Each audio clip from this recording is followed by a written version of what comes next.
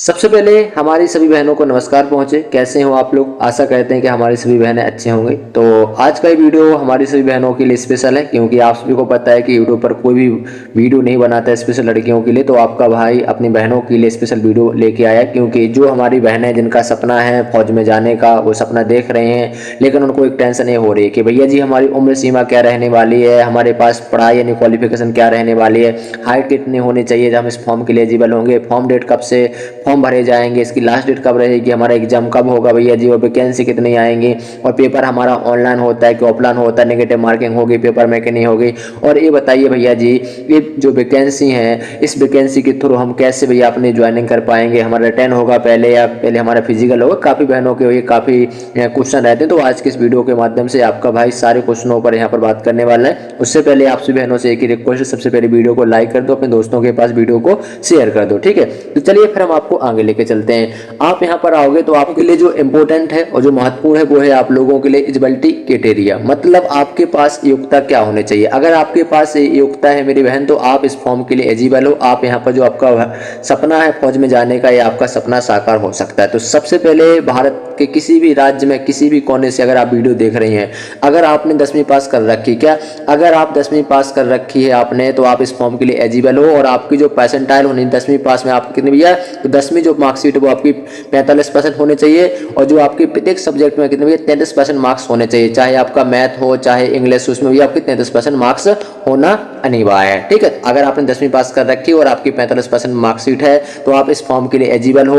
और आपके प्रत्येक सब्जेक्ट में आपके प्रत्येक सब्जेक्ट में यहाँ पर 33% मार्क्स होने चाहिए, ठीक है। चलो आगे बढ़ते हैं। हमारी ऐसी बहनें होती हैं जिन लोगों ने एनसीसी भी कर रखी है। तो अगर मेरी बहन आपने एनसीसी कर रखी हो, अगर आपके पास एनसीसी सर्टिफिकेट ए है तो आप लोगों को यहाँ पर 5 मार्क्स दिए जाएंगे। अगर आपके पास एनसीसी बी सर्टिफिकेट है तो आपको यहाँ पर 10 मार्क्स दिए जाएंगे। अगर आपके पास एनसीसी सर्टिफिकेट सी है तो आपको यहाँ पर 20 मार्क्स दिए जाएंगे। और अगर आपके पास एनसीसी सर्टिफिकेट सी है, साथ में आपने क्या है पार्टिसिपेट किया है रिपब्लिक डे परेड में, तो आपको यहाँ पर 25 मार्क्स यहाँ पर दिए जाएंगे। तो अगर आपके पास ये सर्टिफिकेट है तो आपको इस तरह से यहाँ पर अंकों का डिस्ट्रीब्यूशन किया जाएगा, ये आपको अंक इस तरह से वितरण किए जाएंगे। उम्मीद है कि आप लोग समझ गए होंगे। अगर आपके पास मेरी बहन सर्टिफिकेट है तो आप इस फॉर्म को जरूर भरिए, और आपके पास ये अच्छा अवसर भी है, ठीक है। चलो अब बात करेंगे हम यहाँ पर, ठीक है। सबसे पहले हम बात करते हैं सिलेबस क्या रहने वाला है। जो आपका अग्निवीर GDWMP का जो पेपर होता है इसका सिलेबस क्या रहता है, तो सभी बहनों को पता होना चाहिए। सिलेबस में आप लोगों को बता देते हैं जनरल नॉलेज जिसे कहते हैं हम लोग जीके, ठीक है।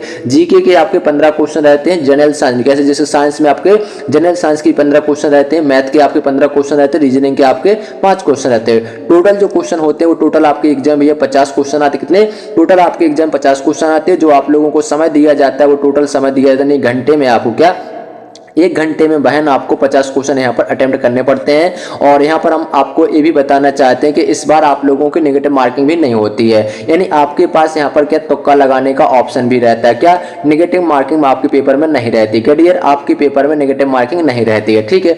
अब यहाँ पर तो ये हो गया कि हमारा सिलेबस में ये रहने वाला 50 क्वेश्चन आएंगे, 1 घंटे हमको पेपर करना पड़ेगा, नेगेटिव मार्किंग रहेगी नहीं, ठीक है। जिसमें मैथ की 15 क्वेश्चन रहेंगे, रीजनिंग के 15 क्वेश्चन रहेंगे, और हमारे जनरल साइंस की 15 क्वेश्चन रहेंगे, जनरल नॉलेज की 15 क्वेश्चन रहेंगे, ठीक है। अब यहाँ पर हमें बता देते हैं कि आपकी उम्र क्या होनी चाहिए। मेरी बहन अगर आप भारत के किसी भी राज्य किसी भी कोने से अगर वीडियो देख रहे हैं, अगर आपकी न्यूनतम जो उम्र होनी चाहिए वो आपकी यहाँ पर 17.5 से लेकर 21 वर्ष होनी चाहिए, 17.5 से लेकर 21 वर्ष होनी चाहिए। और यहाँ पर हम आपको बता देते हैं कौन भैया इस फॉर्म को, हमारी कौन सी बहन इस फॉर्म को भर पाएंगे। तो यहाँ पर हम बता देते हैं कि 1 अक्टूबर 2005 क्या 1 अक्टूबर 2005 से पहले का आपका जन्म नहीं होना चाहिए। क्या 1 अक्टूबर 2005 से पहले का जन्म नहीं होना चाहिए। और 1 अप्रैल 2009 के बाद का आपका जन्म नहीं होना चाहिए। अगर आपके इस बीच में आपका क्या डेट ऑफ बर्थ है तो मेरी बहन आप इस फॉर्म के लिए एलिजिबल हो, और फॉर्म को आप जरूर डालना, ठीक है।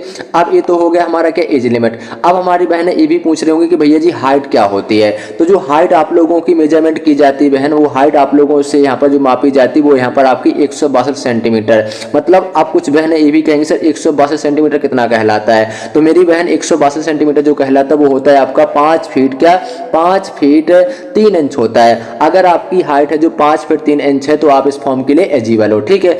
अब ये तो हो गया हमारा हाइट भी। अब आप लोग ये भी कह रहे हो सर यहाँ पर वेट, तो बहन आपका जो वजन होता है वो वजन आपकी भी हेल्थ के अकॉर्डिंग होता है। ऐसा नहीं है आपको वहां पर हष्ट पुष्ट देखा जाता है। ऐसा नहीं है कि आप लोगों को वजन भी नहीं, आपको वहां पर हष्ट पुष्ट देखा जाए कि आप हष्ट पुष्ट हो कि नहीं, मतलब आपका सेहत सही है कि नहीं है। तो ये आप लोगों का वहां पर वजन है, इस तरह से आप लोगों का वहां पर मापा जाता है। ठीक है। ये बहन यहाँ पर हम बताने वाले हैं कि आपके फॉर्म कब आएंगे। तो आपके फॉर्म है जो आपको फरवरी या मार्च 2026 तक आप लोगों के फॉर्म आ जाएंगे, और आपका जो पेपर होगा वो आपका यहाँ पर अप्रैल 2026 तक आप लोगों का पेपर करा लिया जाएगा। अप्रैल 2026 तक आप लोगों का पेपर करा लिया जाएगा। और हम आपको ये भी बताने वाले हैं कि जो आप लोगों की सिलेक्शन प्रक्रिया रहती है वो किस प्रकार रहती है। सबसे पहले आप लोगों को यहाँ पर क्या ऑनलाइन फॉर्म डालना पड़ता है। क्या डियर, आप लोगों को ऑनलाइन फॉर्म डालना पड़ता है। ऑनलाइन फॉर्म डालने के बाद आप लोगों को यहाँ पर सीपीटी एग्जाम देना पड़ता है, जिसे हम लोग रिटर्न एग्जाम कहते हैं। रिटर्न एग्जाम के बाद आप लोगों को क्या, जैसे रिटर्न एग्जाम क्वालिफाई करोगे तो फिर होगा आपका फिजिकल। फिजिकल होने के बाद फिर होगा आपका डॉक्यूमेंट वेरिफिकेशन। डॉक्यूमेंट वेरिफिकेशन के बाद होगा आपका मेडिकल। मेडिकल के बाद बहन आपका होगा सीधा क्या, फाइनल लिस्ट आएगी। फाइनल लिस्ट में आपका जैसे नाम आ जाएगा तो आपकी सीधी ज्वाइनिंग हो जाएगी। इस तरह से आप लोगों को सिलेक्शन प्रक्रिया रहती है। और उम्मीद है, विश्वास है कि जो भी आप लोगों के क्वेश्चन थे इस वीडियो के माध्यम से हमने आपके सारे क्वेश्चनों का जवाब दे दिया। अगर कोई भी क्वेश्चन छूट गया तो आप कमेंट बॉक्स में हमसे पूछ सकते हो। और आप फ्री में तैयारी करना चाहते हो तो अपने भाई के चैनल को सब्सक्राइब करेंगे। आपका भाई आप लोगों को फ्री में तैयारी करा रहा है इसी चैनल के माध्यम से। हम लोग मिलेंगे एक नई वीडियो के साथ, तब तक के लिए जय हिंद जय भारत।